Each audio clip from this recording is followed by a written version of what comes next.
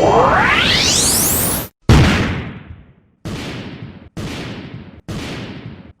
what's going on, you guys? It's your man James, aka JP, back again with another toy room review, and today officially marks a week since we got the PS5. And it has been a very interesting week, and I just wanted to give kind of my review of not only the PS5 console, but all the games that I've picked up, which you guys only saw in my unboxing video, Spider-Man Miles Morales. However, I also picked up the next day NBA 2K21 and Call of Duty Black Ops Cold War. So I did just kind of want to give my update and my review a week later of owning the PS5, running the PS5 through its paces, all the different stuff I've experienced with the PS5. So without further ado, let's go ahead and get right into it. So right off the bat, let's start with probably the most important thing, and that's fitting your PS5 into your entertainment center. Now, the PS5 is massive, I am not gonna lie, so you are gonna have to get creative with how you fit it into your entertainment center, because I'm sure for like 90% of you guys, including myself, it's gonna be very difficult to actually fit it in there, whether you're standing it up vertically or laying it down horizontally. Now, I got lucky and it was barely able to squeeze into my entertainment center. If you guys have been around for the channel for a while, you'll know that my entertainment center, I have all these different cubbies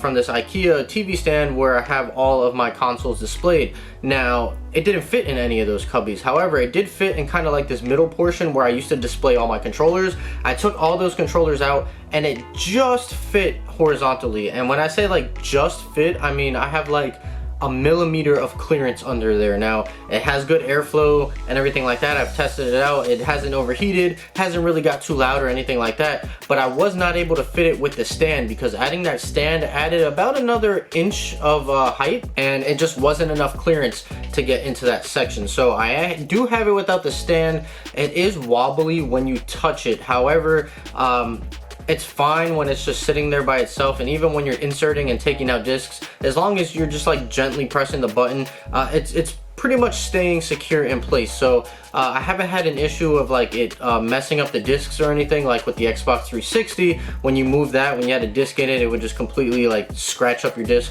So far it's been good, fingers crossed it stays that way. But it seems like it'll be okay. It is pretty sturdy. I don't have to worry about it falling over because there's nowhere for it to fall over right now without the stand. But ideally, it would be more secure with the stand, and it looks cooler with the stand because the stand kind of gives it a floating, levitating look. But the way that it is now, it's not too bad. And as far as the console noise, honestly, for me personally, I have the Spider-Man PS4 Pro, so my console has never been loud. I don't really understand. Everyone always talks about the PS4 sounding like a fighter jet engine or something like that, especially their PS4 Pros. I've never really had that issue. My PS4 Pros always ran quiet. With the PS5, as far as the noise on that, it is loud right when you turn it on. I don't know if it's the disc spinning or the fans going, but after about maybe 20-30 seconds later, it gets really silent and you don't hear a single thing. So I haven't really had any noise issues with the PS5 either.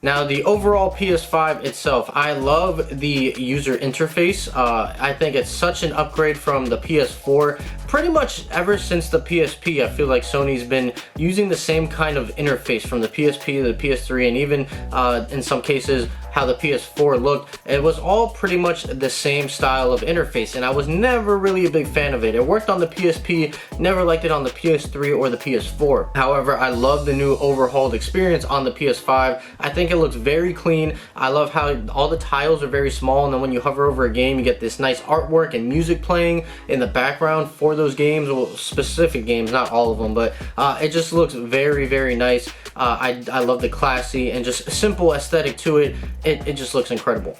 Now, I haven't really had any issues with the PS5 per se. I did have an issue with Call of Duty, which we'll get into in a second, but the PS5 hasn't crashed on me. I haven't had any overheating issues or any of the other issues you may have seen floating around the internet. Now, obviously, not every console is going to be perfect. Obviously, with the PS5 and the Series X, you are going to have your cases here and there of issues, but me personally, with my PS5, I haven't had any issues.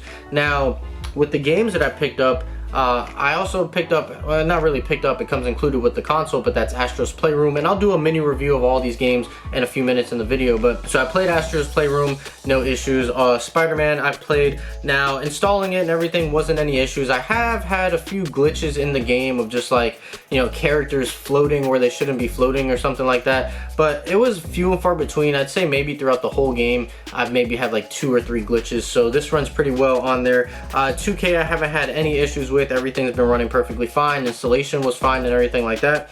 Now Call of Duty, this I've had an issue with, and I don't know if it's necessarily Call of Duty's fault or if it's the PS5's fault, but there has been a glitch, and it's not just been happening to me, it's been happening to other people with this game or a couple other games as well. And I don't know what the glitch is called. I'm calling it the installation glitch, and it's a glitch where when you stick the disc in and you go to install the game, it gets kind of stuck on a please wait loading screen, and it just stays there, and there's nothing you can do. None of your buttons work on your controller. The only thing you can do is hard reset the PS5 by holding down the actual power button on the console, and you kind of get stuck in that loop. Now eventually I was able to get it to install, so the installation went fine, but when it came to updating the game, it would not download the update for whatever reason. It would say it's downloading, but then you go to your downloads and it would show nothing there. Now there was nothing I can do about that. It was just stuck in that continuous cycle, and according to people online, the only way to fix that, currently the only known way to fix that, is to factory reset your PS5. Okay, simple enough, but now you have to reinstall every game that you already had on your hard drive, which if you have fast internet isn't a problem, but I really do not have the fastest internet here. So 2K took about 4 hours to install the first time, and then I had to do it again the second time. Spider-Man took I believe about like an hour or two, and not just installing, but installing and downloading the update. The update is really where a lot of that time gets taken up with. Installation only takes maybe 30 minutes to an hour, but the update is what takes so long because the file size is so big, and the Call of Duty file size for the update took about like 6 hours or something like that. So I avoided the factory reset hoping that there would be some kind of patch or whatever, but about a week went by, no patch or anything, so I finally bit the bullet. I factory reset the PS5, and that seemingly fixed all the issues. I've been able to play Call of Duty. I've been reinstalled all of these. Everything's working fine. So I don't know what the glitch is. I don't know if it's a Call of Duty glitch. I don't know if it's a PS5 glitch, but whatever the case is, the factory reset did work, and right now everything's running as it should. Now the controller. Now this controller is amazing. The haptic feedback and all the rumbles and everything, and the adaptive triggers, everything that you get in this controller is just absolutely phenomenal. The technology in here is crazy.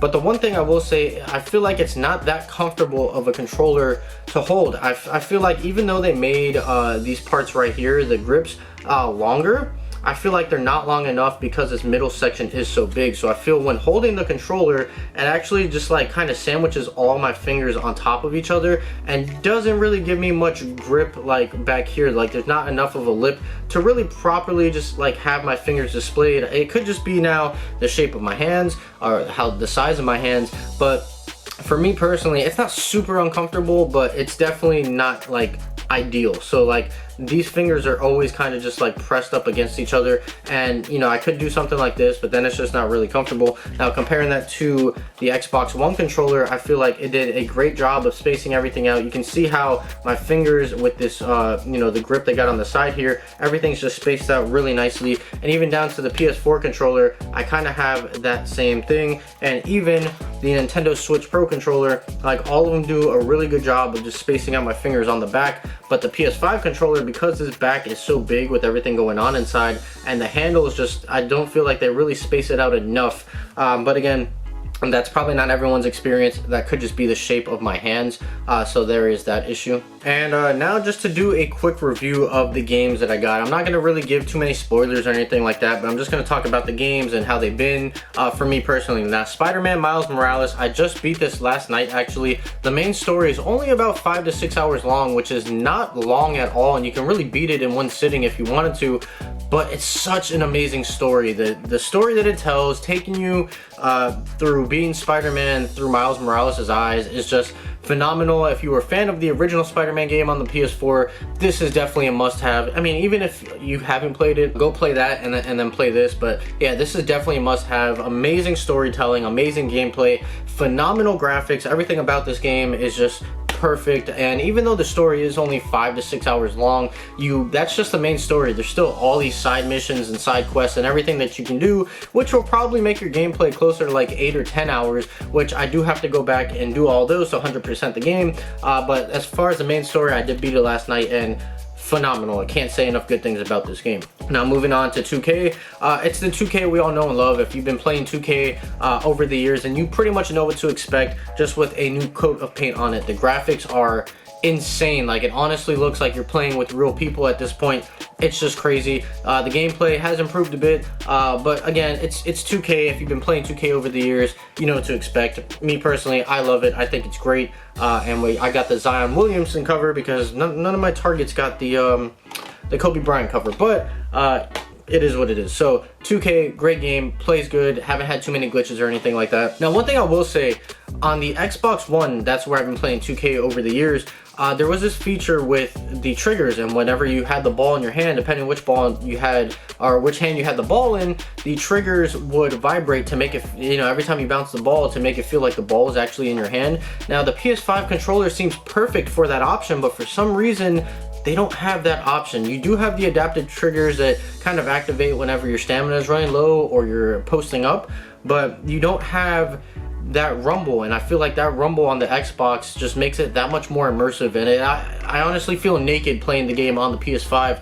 not having that rumble. So I'm not sure why they didn't add that in this version of the game. Again, this controller feels tailored for that. Hopefully it comes in an update down the line, but yeah, that's something I would like to see in NBA 2K21. Now with Call of Duty, honestly, I haven't put too much time into it. I've only played a few matches online. I haven't even touched the campaign mode yet, but so far it's been great, and I feel like this game does a really good job of actually utilizing the adaptive triggers. Every gun feels different, and the resistance you need to actually press it down, and the recoil that you get in the gun, you actually feel that on the triggers. It's the craziest thing. It's really hard to explain, but I feel like this game does a really good job of using those adaptive triggers and that haptic feedback, and so far I'm really impressed with Call of Duty. But at the end of the day, it's been the Call of Duty we all know and love. Great graphics, great gameplay. Online's been good so far. I haven't had any issues online, even with my horrible internet here. It's been really solid connection, no really glitches or lags or anything online, so it's been really solid so far from what I put into Call of Duty. Really happy. And the last game that I played is a game that should not be overlooked, and that is Astro's Playroom. Now this game comes included with your PS5, and while yes, it is a tech demo for the PS5 controller, the DualSense, and what it can do, it's honestly much more than that. It is a really solid platformer. I had a really great time with it, and if you're a fan of Sony or just video game history in general,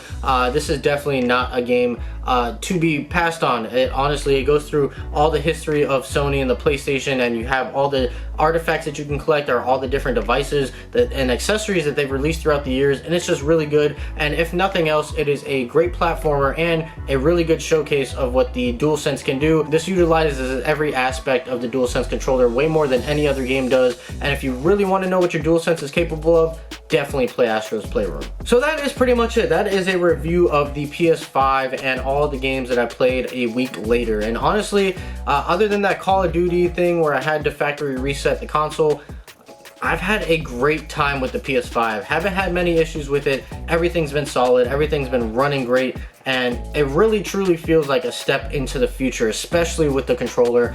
And I cannot wait to see what else comes down the line, and what other ways the DualSense is utilized by other companies in their games down the line. But overall, I'm really happy with it. Cannot say enough good things about the PS5, and honestly, I really want to get back to playing the PS5, so I'm going to wrap the video up here. So that is pretty much it. Hope you guys enjoyed this video. If you did, make sure you like, comment, and subscribe. Share this video with your friends. Be sure to follow me on Instagram. That link's in the description down below. So I'm going to go ahead and get on out of here. So as always, guys, stay tuned for more, and I'll see you guys next time.